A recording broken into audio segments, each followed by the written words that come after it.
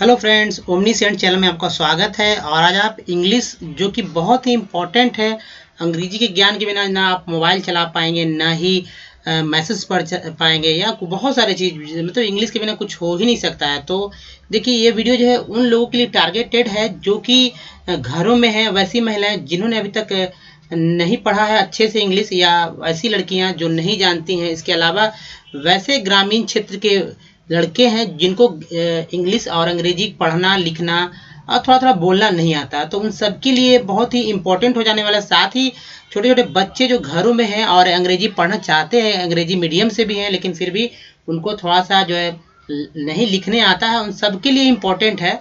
तो बहुत ही important video है। और इसका जो चैप्टर जो चलेगा, हालांकि मेहनत आप ही को करना होगा, क्योंकि बस मैं इसमें सिर्फ गाइडलाइन करूँगा किस कैसे जो है पढ़ना है, ताकि आप आगे अधिक से अधिक लिख पाएँ।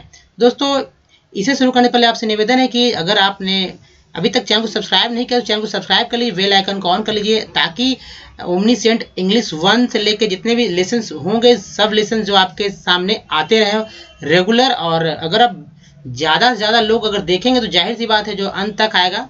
एक दिन ऐसा होगा कि जब आप अच्छे से किसी बात को जो है लिख पाएंगे, समझ पाएंगे, पढ़ पाएंगे और साथ साथ बोल पाएंगे। तो सारी बात होंगे। लेकिन आज पहला क्लास है, तो इस क्लास में देखिए क्या क्या होने वाला है। तो आइए शुरू करते हैं।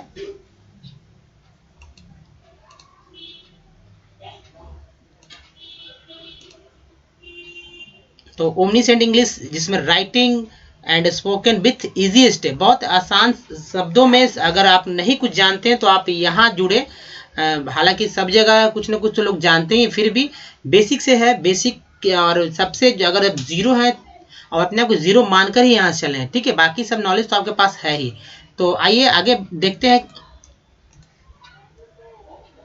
देखिए, कॉन्सोनेंट के बारे में बात करेंगे हम लोग। देखिए, अभी तक आप जानते हैं कि अल्फाबेट यानी कि ए बी सी डी जो 26 तक होते हैं, जेड तक होते हैं, उसमें जो है कुछ यानी कि 5 अगर छोड़ दिया जाए तो बाकी सारे जो है कॉन्सोनेंट होते हैं। जैसे कि ये देखिए, बी है, C D F G H J K L M N O, ठीक है।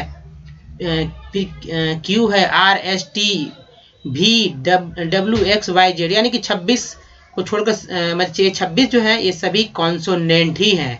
तो कॉन्सोनेंट को याद रखना होगा आपको, और याद रखेंगे तभी आप कुछ सीख पाएंगे, ठीक है। अब आगे देखते हैं। देखिए, कॉन्सोनेंट के द्वारा जो है इन सबसे क्या है कि जो कॉन्सोनेंट है कौन कौन शब्द बनते हैं हिंदी के, ये जानना बहुत जरूरी है। यानी कि देखिए, कॉन्सोनेंट को अगर कहा जाए हिंदी व्याकरण में तो उसको व्यंजन कहते हैं, ठीक है। तो व्यंजन और स्वर दो होते हैं हिंदी में। तो यहाँ है कि देखिए, व्यंजन जो है ये व्यंजन, ठीक है, ये व्यंजन वो है जो आपके अंग्रेजी के बगल में जो लिखे जा रहे हैं, वे व्यंजन वो है जो आपको सीधा दिख रहे हैं। ज़्यादा दिमाग नहीं लगाना है कि क्या है नहीं है। अब कैसे बोलेंगे इसको, इस बात पे भी ध्यान देना होगा कि कैसे हम लोग बोलते हैं। अगर ये सारे जान जाएंगे तो बहुत सारे शब्द जो है आप बहुत अच्छे से एक ही फर्स्ट ही क्लास के बाद जो है आप अच्छे से किसी वर्ड को जो है बहुत अच्छे से पढ़ पाएंगे। हालांकि 2-3 क्लास चलेगा जिससे कि आप आसानी से पढ़ पाएंगे कौन शब्द को कैसे पढ़ा जा सकता है। तो खैर देखिए, यहाँ पर आप जान लीजिए कि ये जो बी है आपका है, बी के लिए ब आता है, बी के लिए ब आता है। आपको याद इसी तो याद करना पड़ा। देखिए, सी जो है, सी के लिए अगर कहीं पर सी लिखा हुआ, इसका मतलब है कि वो चाहे क बता रहा है या स के बारे में बता रहा है, यानी क होगा या स होगा। उसी तरह डी जो है, डी से ड भी होता है और द भी होता है, दोनों बात को ध्यान रखना है। डी से ड और द दोनों होता है। उसी तरह एफ जो है, एफ से फ होता है, फ से स्टार्ट करके कोई भी शब्द को हम लोग बोल सकते हैं। जी को कभी कभी ग हम लोग उच्चारित करते हैं, कभी कभी ज भी बोलते हैं, ठीक है। अब देखिए, एच है, एच से ह को बुलाया जाता है, यानी एच से एच का मतलब जहाँ एच है वहाँ पे हिंदी में ह का इस्तेमाल करें तो अच्छा है। देखिए, उसके बाद जे के लिए ज होता है और के के लिए वापस क। तो देखिए, सी से क होता है और के से भी क होता है, दोनों होता है। उसका देखिए, एल का है ल, तो एल के लिए ल होता है, और एम से जो होता है म होता है। उसी तरह देखिए, एन से दो तरह का न होता है, एक तो न होता है, एक टवर्गी न होते हैं। थोड़ा इसको बोला जाता है, थोड़ा बोलने में तो टेढ़ा होता है इसलिए, लेकिन दोनों के लिए अंग्रेजी में एक ही लेटर है, न, एन है। उसी तरह पी से प होता है, ठीक है, यानी कहीं पी या अगर प लिखा रहा है तो दोनों का एक दूसरे का मतलब एक ही होता है। क्यू को क्यू ही बुलाया जाता है, ठीक है। और इसी तरह आर को र भी बुलाते हैं हम लोग, ड भी बुलाते हैं। ई एस को बोलते हैं ई एस, ई एस को ई एस ही बुलाया जाता है। देखिए ये तो एक्चुअली यहाँ पर ये व्यंजन नहीं है, लेकिन यहाँ पर जो संयुक्त शब्द है जो कि आपके बहुत सारे एग्जाम मतलब जितने भी सारे वर्ड्स हैं उस वर्ड्स में आपको लास्ट में ई एस जुड़ता ही है, तो ई एस को ई एस ही बोलते हैं। देखिए टी को ट और त दोनों रूप में इस्तेमाल करते हैं। उसके बाद देखिए भी है, भी से भ है, वह दोनों होता है। डब्लू से भी वह होता है, देखिए यहाँ भी से भी वह होता है और डब्लू से भी वह होता है, ठीक है। अब देखिए एक्स का एक्स बुलाते हैं, वाई को वाई बुलाते हैं, जेड को जो है जेड या झ दोनों रूप में इसका इस्तेमाल होता है हिंदी करते समय। अब आइए नेक्स्ट स्लाइड पे चलते हैं। देखिए नेक्स्ट स्लाइड जो है यहाँ आप जानेंगे क ख ग घ जो है उसके क्या क्या जो है तो इंग्लिश होते हैं। आपको ऐसे याद रखना होगा ऐसे कि क ख ग जो होते हैं ज्ञ तक, उन सारे अंग्रेजी में क्या होता है, क्या लिखा जाता है। अगर इसको जान लीजिएगा तो जाए बहुत सारे जो आप नाम है, कहीं नाम लिखना हो या कहीं का पता लिखना हो या बहुत सारी चीज़ जो अगर डायरेक्ट हिंदी से अंग्रेजी में लिखना हो तो आप लिख सकते हैं। जैसे कि आप मैसेज करते हैं मोबाइल पर, टेक्स्ट मैसेज करते हैं, तो इसी जो इसका ज्ञान लिए हुए है वही लोग कर पाते हैं अच्छे तरह से। तो अगर आप मैसेज करना चाहते हैं मोबाइल पर या कहीं भी, ठीक है, तो आप इस तरह का जो है मैसेज जनरली लोग ऐसे ही करते हैं। मैक्सिमम 80% जितने भी मोबाइल धारक हैं या जो भी हैं यूज़र हैं वे मैसेज का प्रयोग ऐसे ही करते हैं, ठीक है। बाकी जो जानते हैं वो तो लिखते ही हैं सेंटेंस में, लेकिन उनका लिखा हुआ भी बहुत कम ही लोग समझ पाते हैं। जबकि इस भाषा का मतलब ऐसे सीधा कन्वर्ट कर हिंदी को अंग्रेजी में कन्वर्ट करके जो लिखते हैं उसको सभी लोग पढ़ पाते हैं। अब देखिए यहाँ पर देखिए क जो है क को के, जैसा कि क को के समझा जाता है, ख के लिए के। तो देखिए यहाँ पर एक बात याद रखना होगा, जो पहला अक्षर होता है जैसे क है, च है, ट है, त है, ये सब तो सिंपल याद रखना होगा यही कि क के, च के लिए सी एच और ट के लिए टी और त के लिए भी टी। तो यहाँ देखिए ये दो है, ट और त का दो पूरा है, सेम है, कहीं कोई डिफरेंस नहीं है। अब देखिए यहाँ पर फर्स्ट लाइन में जो है सिंगल सिंगल है, लेकिन सेकंड लाइन में देखिए एच जुड़ जाता है, ठीक है, एक्स्ट्रा एच एक और लग जाता है बगल वाले अक्षर के साथ। तो टी के साथ एच लग गया, टी के साथ एच लग गया, सी एच के साथ फिर एच लग गया। उसी तरह जो थर्ड है यानी जी से वाला है, इसमें देखिए ग के लिए जी है, ज के लिए जेड, जेड के लिए क्षमा में ज के लिए जे है, ड के लिए डी और द के लिए डी। यहाँ भी अब घ वाला में आएंगे सब में एक एच जो है लगा हुआ एक्स्ट्रा है, जिससे पता चलता है कि वो शब्द आ जाएगा। यानी ग के बाद तो घ होता है, आप तो हिंदी तो जानते ही हैं, तो आपको हिंदी तो आता ही होगा अच्छी तरह से। तो जो दूसरा है यानी अगर क ख ग घ अंग है तो क के बाद जो है ख में एच लगेगा, ग के बाद जो घ में एच लगेगा, सब में ऐसा ही होगा। देखिए यहाँ पर थोड़ा टेढ़ा है अंगा, अंगा का एन जी होता है, इया का जो होता है वाई एन होता है। न के लिए तो मैंने बताया भी था एन, और इसका न का भी एन ही होता है। अब देखिए चलते हम लोग उसके बाद वाले लेटर में। देखिए प फ ब भ म, ठीक है।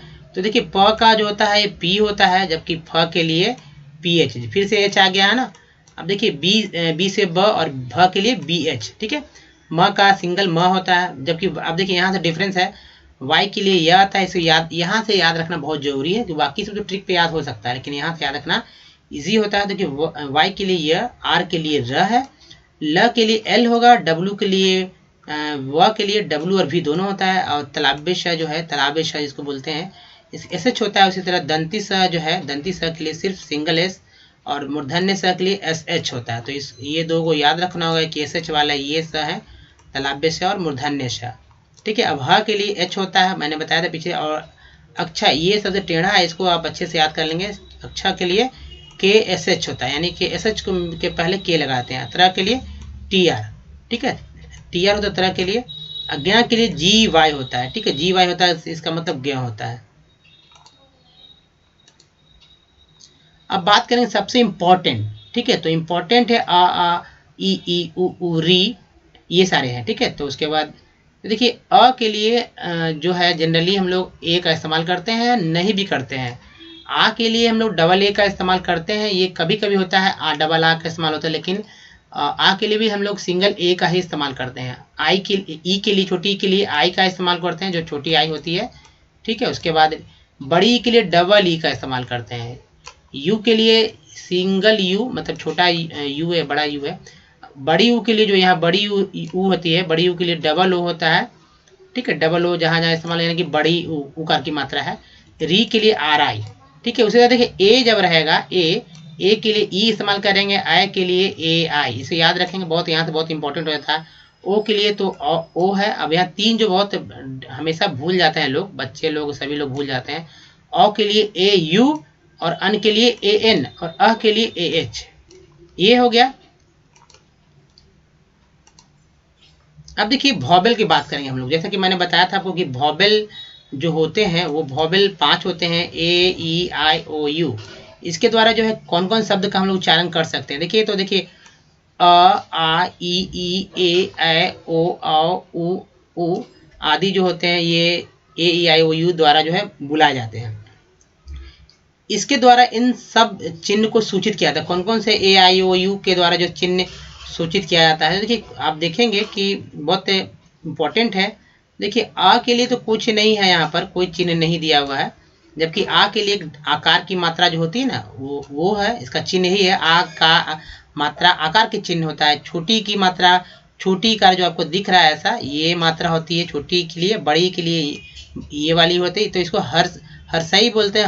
हर्षई इकार की मात्रा, इसको दीर्घ इकार की मात्रा बोलते हैं। इसी तरह ऊ के लिए छोटी ऊ का मात्रा यानी हर्ष, ये भी हर्ष है, हर्षव उकार की मात्रा, जबकि बड़ी ऊ के लिए जो है, बड़ी ऊ के लिए है दीर्घ, ये बड़ी ऊ के लिए जो है दीर्घ ऊ की मात्रा। ए के लिए जो है एक ऊपर ऐसे उड़ाते हैं हम लोग ना, ये है ए के लिए, जबकि ए के लिए दो, ये दो वाला है, दो का है ऊपर का जो होता है, जैसे कि कै मैं में यही आता है। उसके बाद ओ के लिए ओ एक ही है, एक ऊपर एक नीचे, जो आपको यहाँ भी दिख रहा है, ठीक है। तो ये है ओ के लिए, औ के लिए दो ऊपर एक नीचे।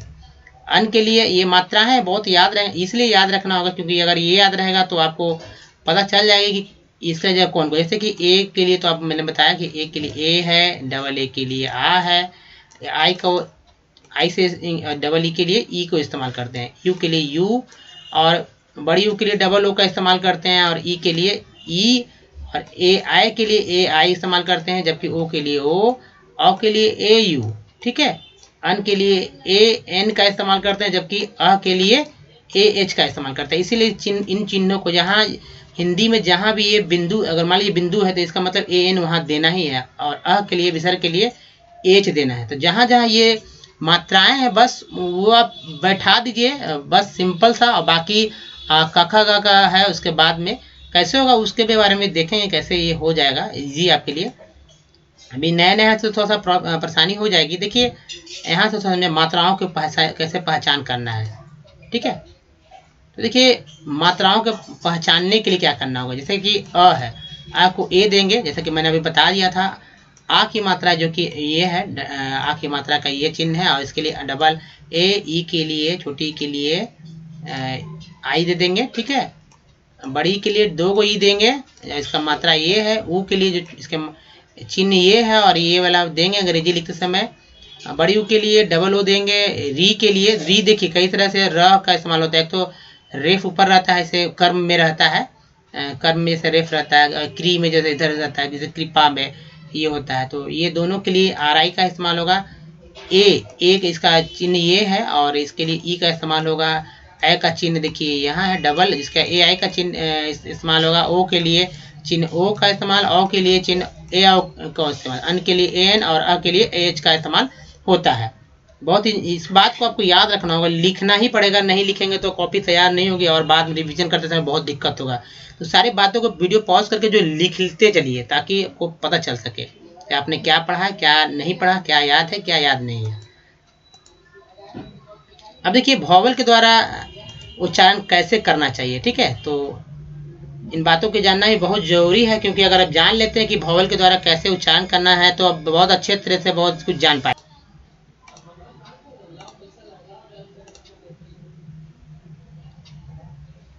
देखिए जैसे कि यहाँ ए आई वॉवेल मैंने बताया था कि ए ई आई, ठीक है। उसके बाद ओ यू, ठीक है, ओ भी होता है और यू भी होता है। तो पहले हम ए से बात करेंगे। इसको अगर याद कर लेंगे तो कभी भी अंग्रेजी पढ़ने में कभी भी समस्या नहीं होगी, ठीक है। चाहे कोई भी शब्द हो, कैसा भी शब्द हो, आपको याद तो है, रहे न रहे, लेकिन अंग्रेजी आप पढ़ पाएंगे, ठीक है।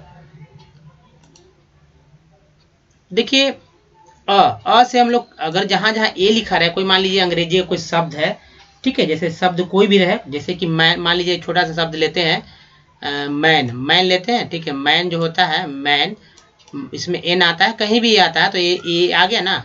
तो अब देखिए ए से क्या क्या हम लोग उच्चारण कर सकते हैं, वो अलग अलग स्पेलिंग में, मतलब वर्ड का जो वर्ड्स होते हैं वो उसमें अलग अलग इस्तेमाल होते हैं। जैसे कि ए में कहीं कहीं हम लोग इसको बुलाएंगे, ए को, कहीं को आ बुलाएंगे, जिसका मात्रा ये है। तो हिंदी करते समय भी इसको समझ सकते हैं, आप लिख भी सकते हैं उल्टा करके।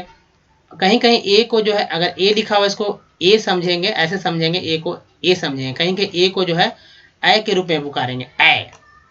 तो मैन, देखिए मैन में ए लग गया तो मैं हो गया था, डबल एकार की मात्रा हम लोग इस्तेमाल कर रहे हैं, ठीक है। उसी तरह ई के लिए जो है, ई के लिए जैसे मान लीजिए कि मेन ही यहाँ लिख देते हैं ताकि समझ में आ जाए आपको, मेन लिख दिए, ठीक है, मेन, MEN मेन हो गया।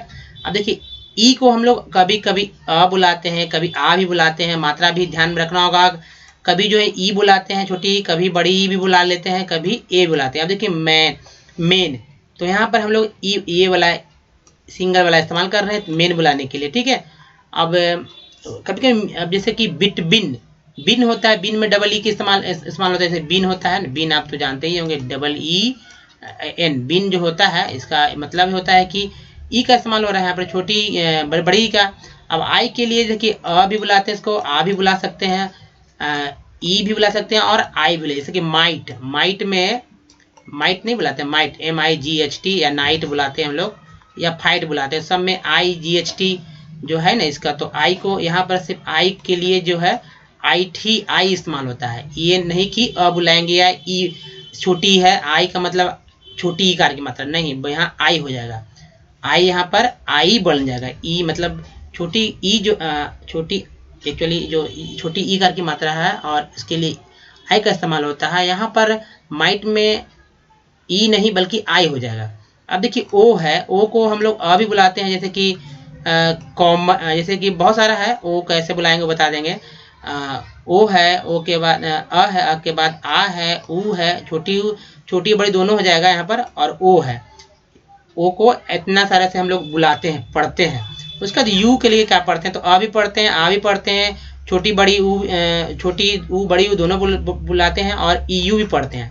अब बात करेंगे कि अ कैसे बुलाते हैं इसको, तो मान लीजिए कि MON होता है, मंडे होता है ना, मंडे, तो MON होता है, तो यहाँ पर देखिए अ बुलाया ना, MOND, मंडे, MONDAY, डे होता है, तो डे को छोड़ दीजिए।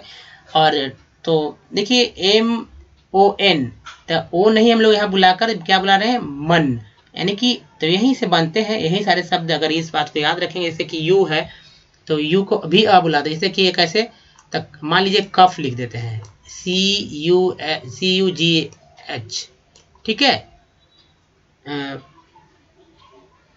तो COUGH, यानी कि कफ का मतलब होता है कि यहाँ पर इस्तेमाल कर रहे हैं, लेकिन बहुत सारे, जैसे कि फन, मान लीजिए फन लिख दिए हैं, ठीक है, सन लिख देते हैं, तो फन में भी यू को जो है इस्तेमाल हम लोग करते हैं, वो अ की तरह करते हैं, आ की तरह भी करते हैं, और EU की तरह भी करते हैं, ठीक है। तो कई तरह से इस्तेमाल करते हैं। तो ये सारा चीज़ था जो कि बहुत इंपॉर्टेंट है आपके लिए, और अगर आप इन सारे वर्ड्स को अगर आप याद कर लेते हैं तो निसंदेह जो है आपको कहीं कोई दिक्कत नहीं है, कोई अंग्रेजी पढ़ने में ना कोई लिखने में, ठीक है दोस्तों। यहीं तक अभी। अब देखिए यहाँ पर एक और था, ओ था, डबल ओ, जो कि उसके लिए भी वही सेम है। यहाँ पर है क्या कि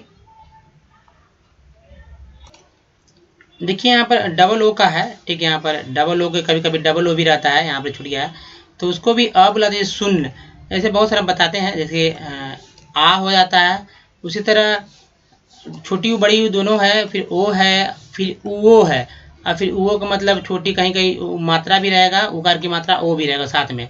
अब जैसे यहाँ पर कहा है सुन होता है, ठीक है, तो सुन जब होता है, सुन है, तो सुन के में डबल हुआ आता है, तो देखिए यहाँ पर उकार की मात्रा आ गया।